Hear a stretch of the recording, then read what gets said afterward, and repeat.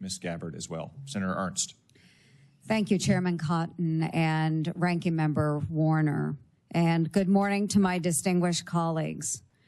I also do want to take a moment this morning to recognize the lives that were lost in the collision near DCA last night.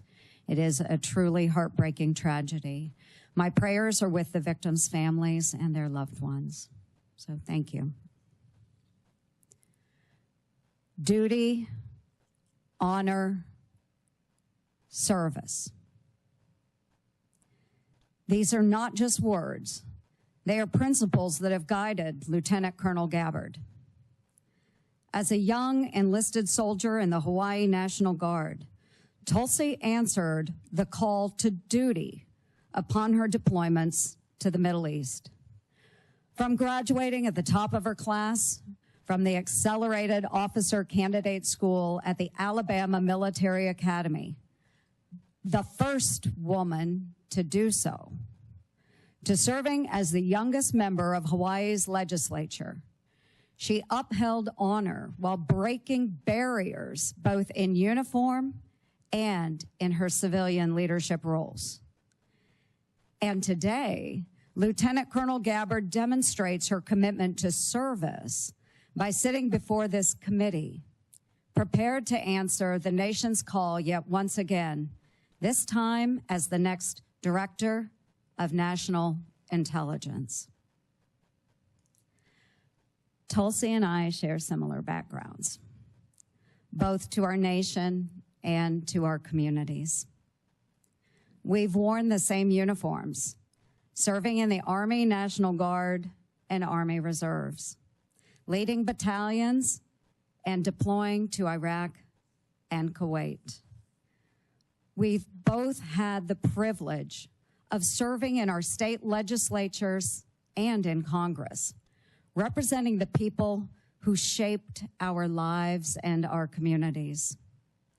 Tulsi exemplifies what it means to rise above partisanship, putting the needs of the American people over political divisions.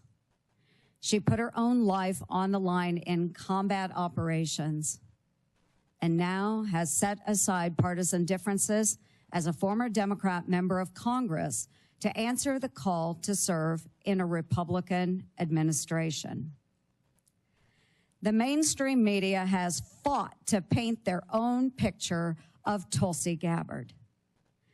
But let's talk about the real Tulsi Gabbard, the woman and the soldier who I've come to know and respect. And I've known Tulsi for the past decade. Relationships matter. In 2015, then Congresswoman Gabbard met my dear friend Owen, who was a dear friend of mine from Iowa State University. Owen was a wounded special operations warrior who embodies the resilience and strength of our military community. Owen was the subject of an attack in Afghanistan where he lost his leg and his left eye serving in the war. After this attack, or during this attack, Owen was tossed into the dead pile. Owen, bleeding and in excruciating pain, cried out to his teammates, "I'm not dead." Thankfully, his fellow warfighter attended to Owen. But the road to recovery was long and hard, including a stint at Walter Reed Medical Center. During this time, Owen met a fellow warrior and patriot, Congresswoman Tulsi Gabbard, who became a friend, and today they remain in touch. Owen prides himself in being a very good judge of character.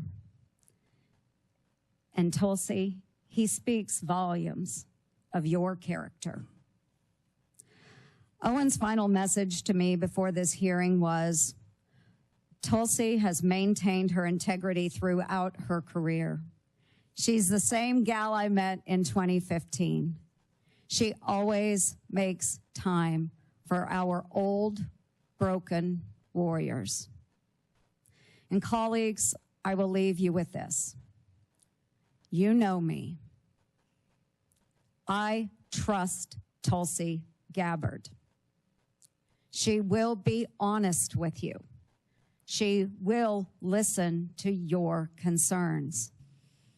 She will be receptive to your feedback. And rest assured, Lieutenant Colonel Gabbard loves this country, a fact proven by her willingness to put her life on the line to defend it. For over 20 years, she has put on the uniform and checked her political views at the door with one mission in mind: to protect and defend our great United States of America.